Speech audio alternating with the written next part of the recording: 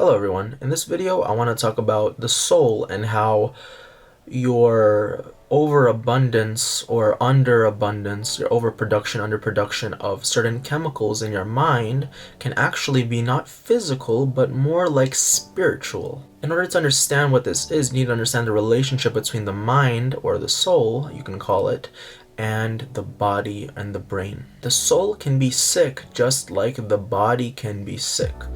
The soul has a history, it has a way of seeing the world, it has memories, it has past energies that are attached to it. And these things can result in your physical vessel producing way too much or way too little of things like dopamine, serotonin, and adrenaline if your soul is ill. The soul can be ill in many ways. It can be stuck in the past, it can be traumatized, it can have too much corruption in it, too much sin that results in it turning against itself. Remember, the scriptures, they say that when we sin, we corrupt our own soul. So it's very possible that for those of you who have a lack of dopamine, or maybe too much adrenaline, or maybe lack of serotonin, those happy and good emotional neural things, basically a lot of that is possibly not because your own body is wrong, is unhealthy, or something wrong with it. It's more like it's in your soul, that being that controls your body and what your body does, not only outwardly in the physical, but also how it treats itself and what chemicals it produces. When I was a little kid, I think I was very happy all the time, but I was a little bit too happy. Like, I had an overabundance of probably dopamine mixed with adrenaline, and this made me want to always go to the park and play basketball, to play sports, to get my energy out. I would play probably for 9 hours a day of sports, of actual in-game sports time.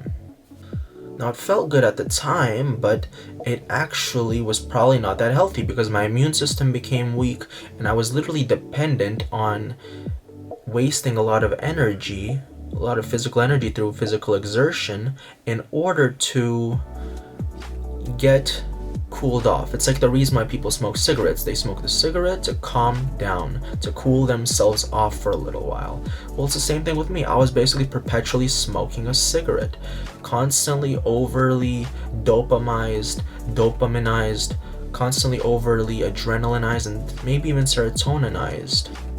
Because it is possible to have too much of the stuff that makes you feel good, and then it results in a lacking down the line. Anyway, some experiences happened and my soul stopped doing the things it did. It was no longer interested in things that before were very interesting to it, like those sports and too much exertion.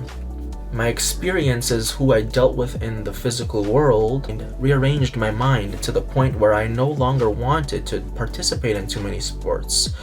And my interests kind of got rearranged and everything sort of shifted in my soul. Isn't it kind of strange how trauma itself, let's say you are being harshly treated emotionally by somebody. This kind of stuff is on paper, on paper it's very, very wrong and stuff like that.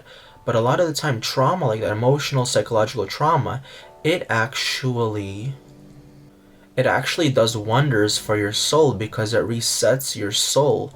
You see, a lot of time after traumatic experiences, people actually stop producing a lot of too much dopamine and adrenaline too. They stop that, and the serotonin and other chemicals that the mind naturally produces or has come to produce too much of after traumatic experience. The soul no longer does that, and the soul kind of reverts, and that's why the person starts to feel a relapse, a sort of relapse. A person starts to feel like they're lacking something. They can get very angry or very scared or very fearful because those chemicals that were being overly produced have been cut off for the most part. Just an interesting observation that sometimes the bad things can lead to good results in the long run because you need to be healthy. It's not good to overdo the chemicals. You need to stay balanced chemically. So what even causes the overproduction? If we decided that the soul is what dictates what chemicals the body is producing, and the soul can get sick just like the body, what even causes the overproduction of some chemicals in the soul? The answer is that corruption of the soul. The soul can be healthy or unhealthy, and it's usually our own actions, which are called sins, that do this. Now, I'm not making this up myself. It's in the scriptures. If you sin against your own soul. And it kind of makes sense because traumatic experiences can kind of reset your mind and get you to be healed. That's kind of like God punishing you, but it's a blessing in disguise, right? And then sins, which feel good and maybe even produce effects like too much adrenaline, too much dopamine, your mind starts overdoing it, your soul starts overdoing it, and it feels great. At least on the surface level, it feels great. But that's like a drug addiction. That's like an overabundance of something that you don't need and that's unhealthy for you and spiritually wrong. So I just wanted to make that point that sometimes traumatic experiences, they kind of reset our mind and get us healthier, while sinning and seeming blessings sometimes, they actually can hurt us in the long run by messing up our own soul's health, because the sins, they corrupt the soul, and to corrupt something is to break something, it's to damage something. It's like a corrupted computer hardware. Anyways, the soul demands to be healthy, and we all have to strive for that. Even if detoxing and getting off that dopamine addiction or that adrenaline addiction or that too much exercise addiction or that drug addiction, all that stuff needs to be gotten out of the way.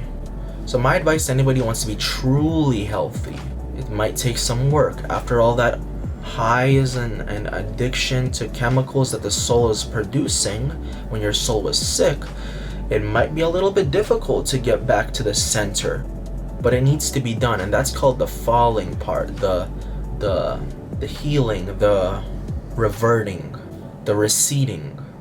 Like Pink Floyd has in their song, there is no pain, you are receding.